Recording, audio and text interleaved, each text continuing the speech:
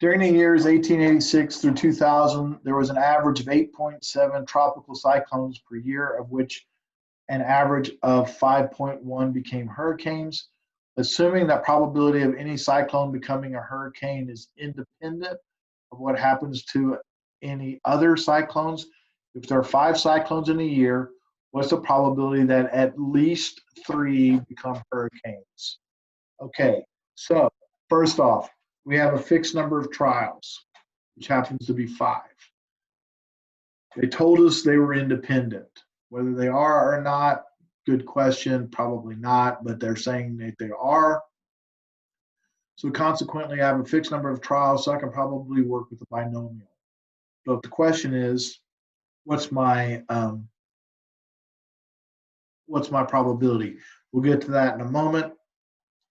0, 1, 2, 3, 4, 5, at least 3 means I'm going to be working with a CDF. If I'm working with a binomial, my probability is going to be, there was an average of 8.7 per year, of which 5.1 became a hurricane. So my probability in this case is 5.1 over 8.7. I'm not sure what that is. So 5.1 divided by 8.7. So about 0.5862.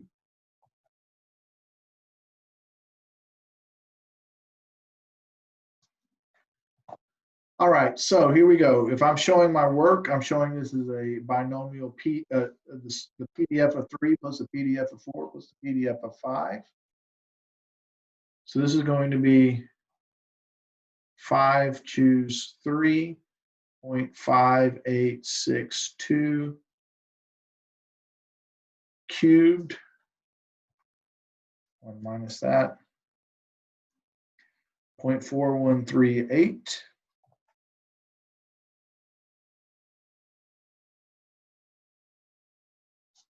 Squared plus ... 5 choose 5, 0.5862 to the 5th, 0.4138 to the 0. Now the way I'm actually going to do this on a calculator is 1 minus the binom CDF. Trials is 5, probability is 0.5862. And my X value is 2, because remember, the X for this is the one that we don't want. So the largest value I don't want is 2. So 1 minus, here, let me clear that off. 1 minus second vars, binomial, CDF, trials is 5, 0.5862. My X value is 2. So I end up getting 0.658.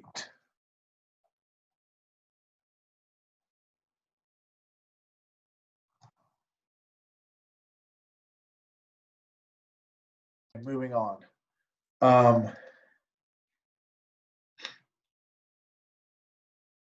Question 22. A coin is weighted so that the probability of heads is 0.75. The coin is tossed 10 times and the number of heads is noted. This procedure is repeated a total of 50 times, and the number of heads is recorded each time. What kind of distribution is being simulated? All right, so I know this gets confusing. This is honestly, you should start this problem. If we were taking a multiple choice test, you would actually see problems like this. Since we're not, it's not going to show up. This is a really good thing to know, and it's not that difficult. If I didn't have that 50 there, you all would say, you know what? I got 10, I'm flipping the coin 10 times. And since I'm flipping it 10 times, that's a fixed number of trials. I have a fixed probability. It's a binomial. And guess what? That's exactly what it is. It's a binomial with an N of 10 and a P of 0.75. So now you need to ask the question, well, what does this 50 mean? Well, the probability distribution is N of 10, P of 0.75. However, if I repeat this thing 50 times, what I end up getting is expected values. So this is my probability, but if I did it 50 times, how many would I expect? So this just gives me the expected value of multiplying times the probability distribution. The 10 and the 75 give me the probability distribution of a binomial. The 50 times gives multiplying that gives me an expected value. A judge chosen at random reaches this is number 23, a just decision roughly 80% of the time. What's the probability that in a randomly chosen cases, at least 2 out of 3 judges reach a just decision? So we have a fixed probability and we have a 3-judge panel. So we have a fixed number of trials. This makes this the binomial. And we could have 0 judges, 1 judge, 2 judge, or 3 judges. So essentially, we're doing the PDF of 2 plus the PDF of 3. So my work would look like this. 3 choose 2, 0.8 squared plus 0.2 to the first plus dot, dot, dot. Oh, well, there is no dot, dot, dot this time. Plus 3 choose 3, 0.8 cubed plus 0.2 to the 0. Okay, the bad news is that's not the way they showed things.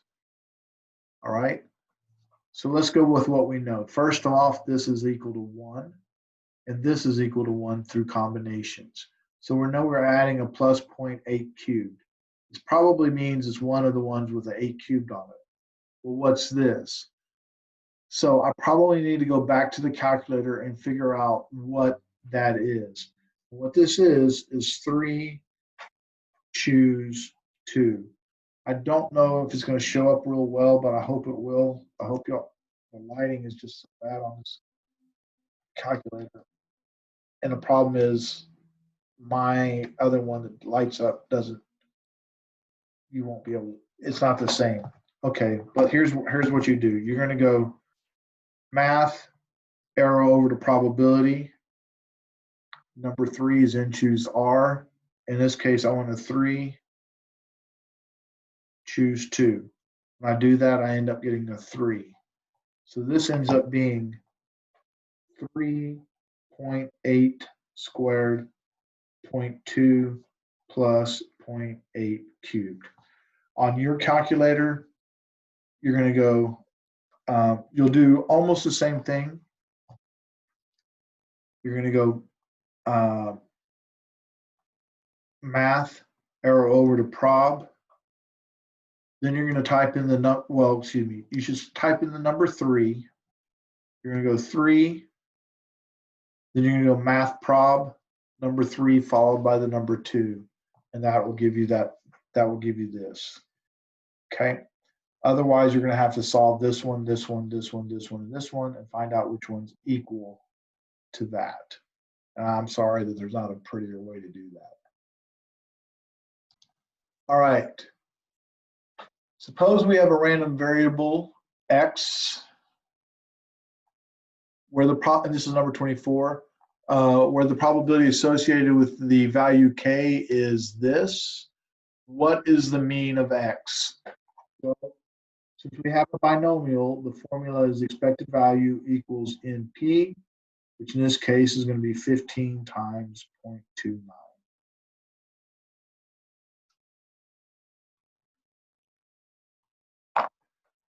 So 4.35.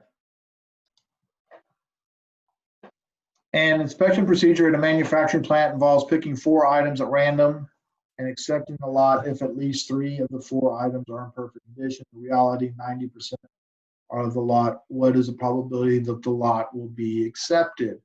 So we're picking 4 items, so we have a specific number of trials with a specific probability. So consequently, this is a binomial. We want at least 3. So for work shown, We're going to do a binomial PDF of 3 plus a binomial PDF of 4, which in this case is 4, choose 3. And this is going to be 0.9 is our probability, 0.9 cubed, 0.1, 4 minus 3 is 1, plus 4, choose 4, 0.9 to the 4th, 0.1 to the 0. This is 1, this is 1, so we have a plus 0.9 to the 4th. And this is going to be 0.9 cubed times 0.1. And 4 choose 3 is just 4. All right. And you're like, how did you know that? Might as well. Let's do this real quickly. 6 choose 5 is just 6. 7 choose 6 is just 6. So anything choosing itself or choosing one less than itself is the, 6 choose 5 is this, I'm sorry. 6 choose 5 is 6. 7 choose 6 is 7. If I did 9 choose 8, it's going to be 9. All right. So 4 choose 3 is just going to be 4. Now you can check it on the calculator, but that just makes it fast and easy. Also, as long as we're talking about these, 7 choose 7 is 1. 7 choose 0 is 1. 3 choose 3 is 1. 3 choose 0 is 1. So anything choosing itself is 1, and anything choosing 0 is 1. All right. Hopefully that will help a little bit. All right, so this is question number 26. The banking corporation advertises that 90% of the loan applicants it receives are approved within 24 hours. In a random sample of 50 applicants, what is the expected number of loan applications that will be turned down? So we approve 90%. So reject 10%. Expected value is NP. So in this case, 50 times 0.1.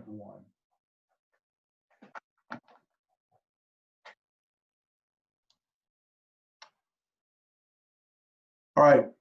Review book A advertises an average SAT gain of 40 points with a standard deviation of 12 points. And review book B claims an average SAT gain of 35 points with a standard deviation of 15 points. Assuming both assertions are correct, and assuming normal distributions, which review book is more likely to result in an SAT gain of over 60 points? Well, first off, they told us normal distribution.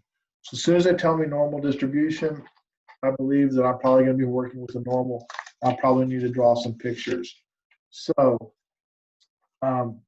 we have our first review book, and it has a gain of 40, standard deviation of 12, and we want the probability that X is greater than 60. So that's going to be the probability that Z is greater than, not less than, 60 minus 40 over 12.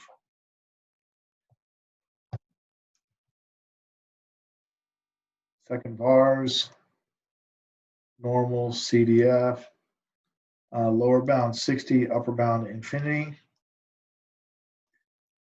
mean 40, standard deviation 12, and we get 0.0478. On the second book,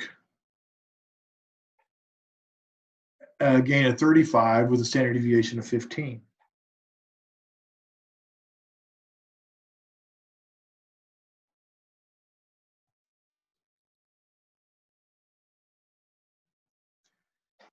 And we're still wanting the probability that X is greater than 60. So that's once again the probability that Z is greater than 60 minus 35 over 15.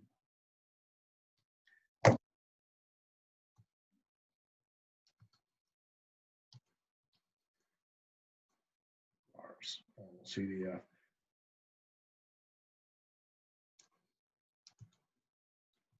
And I believe, yes, I get exactly the same probabilities. Also, if I checked the z-scores, I would have gotten the same z-scores, and because I have the same z-scores, that would have worked as well. So both of them would have given me the same z-score. All right.